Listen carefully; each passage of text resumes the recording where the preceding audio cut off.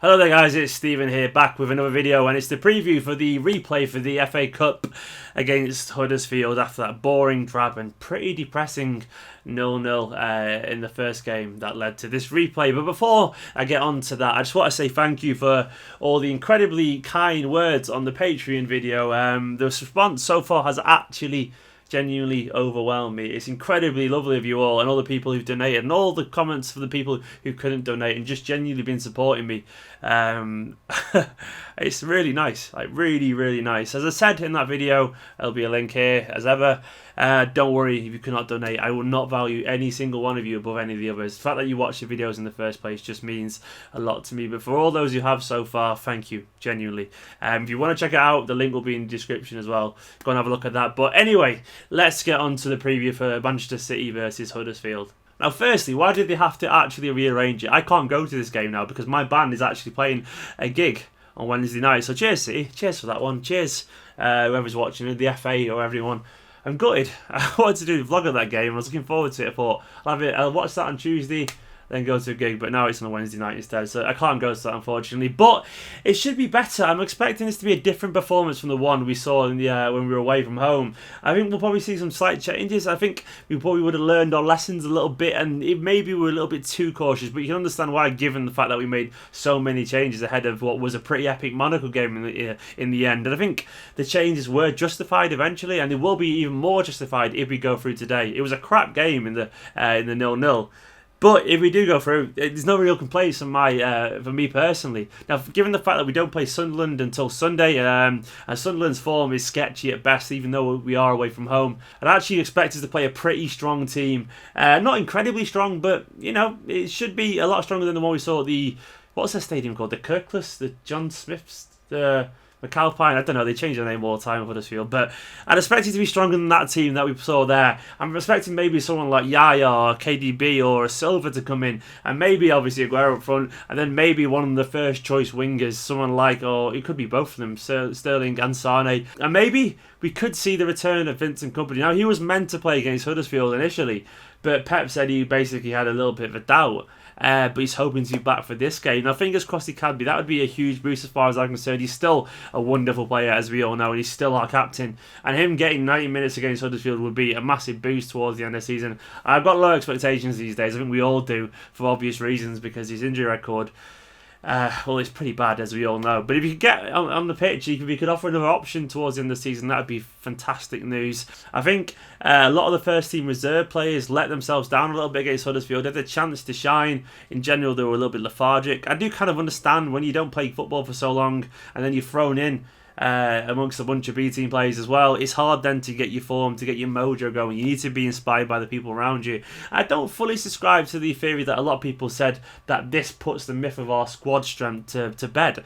I don't think that's really fair. I don't think anyone could really survive. You changed all 11 players and produce your best football. I think no one can do that in the world. I think good squad strength isn't judged by can you change 11 players and win convincing football. It's judged by have you got a good player to come in every single position. If we're looking for one player to step in any role, then our squad strength is great. But if you want to change every single player, then yes, it isn't going to be the same team if you take out Silva, Aguero, Sterling, Sane, Yaya, all these players. It isn't going to be the same team. You can't expect that from Fernandinho, Delph. But if you wanted one of those to, sorry, not Fernandinho, just obviously the latter two. But if you want just one of them to step in, I'm sure the performance shouldn't go down drastically. That's the point of squad depth, in my opinion, not to be able to change the whole 11 and then romp to victory. I think that also underplays Huddersfield a little bit. They are at top of the Championship form table. They are a very good side, even though they did change a few players. They obviously had that whole kind of looking to impress factor that you get when you play against one of the big guns against City. So they all played excellently. They obviously all tracked their man. They worked incredibly hard, and they're a good bunch of players. Now, I'm not saying it was a great performance. It was pretty crap. But I don't think it was as bad as people made it out to be. I don't think it was awful. I don't think it was woeful. I don't think it was embarrassing. It's what I expected, and that's why I put up with it. But having said that, I do expect more this time. I expect we'll see a few first-team players in there. And I do wonder, this is something I've been asked as well on Twitter, will we see some youngsters? Now, SANCHO wasn't involved in the 23s on Monday night. He isn't always involved in the 23s, so it's hard to read too much into that. But he could maybe make a surprise bench appearance. Who knows? I'm not expecting it, but I wouldn't be surprised. And I would say that maybe he would deserve it in the place of a Navas and Olito, who were pretty poor when we were away from home. So maybe it could happen. Maybe Alex Garcia could get 45 minutes, maybe get a game. Maybe Tosin Adarabioyo could get involved as well. These players do deserve a game at some point. If you put them around senior players, they almost certainly won't let us down. I would love to see it. I would love to see a young lad on the bench like Jadon Sancho or someone like that. I don't think he's fully ready, and I did more discussion of that in this video here. Another link should be here now somewhere, floating above my shoulder. But I did discussion that about Sancho in another video, and I don't think he's ready for week in, week out football, but he definitely wouldn't be harmed by the odd appearance here and there, and his form has warranted it. If it was to make a team prediction, I would go along with the lines of Claudio Bravo in goal, then maybe someone like Sanya. Clichy and Kolarov are a doubt, so I'm not sure there. We could see something mad like Delph play at left back. I don't think it's going to happen, but we're not sure. Maybe Clichy will be ruled fit. Then Otamendi. Maybe Adarabioyo, maybe Kompany, probably Vincent Kompany, and then Fernando and Delph would expect to play again.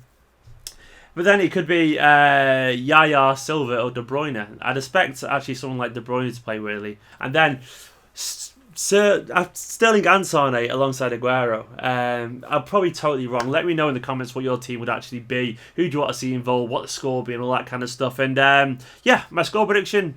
A nice comfortable 3-1, I reckon. I think we're going to be alright at home. I think Huddersfield will play well, but we'll be okay. But anyway, guys, once again, a final thank you for all the support from the Patreon video last night. You've genuinely made my life a little bit easier, and I'll be able to go to a few more games now until I get back into a job again, which I'm sure will soon. So thank you. And everyone for watching these videos. As ever, you are stars, and I appreciate you all greatly. So thank you, guys. And I will see you for a match review after the Huddersfield game, probably on the Thursday, given the fact that I'm playing a rock concert that night, so to speak. Anyway, if you haven't already, subscribe and share this video. Thumbs up, and I will see you soon. Yep, Nicola was sat playing Final Fantasy with headphones on while I was recording that. Yeah, what's really annoying? I've been through this dungeon, right, and I saved it, and I remember saving it because I double checked, and it's not fucking saved. First world problems. I'm furious. Like, how could that happen?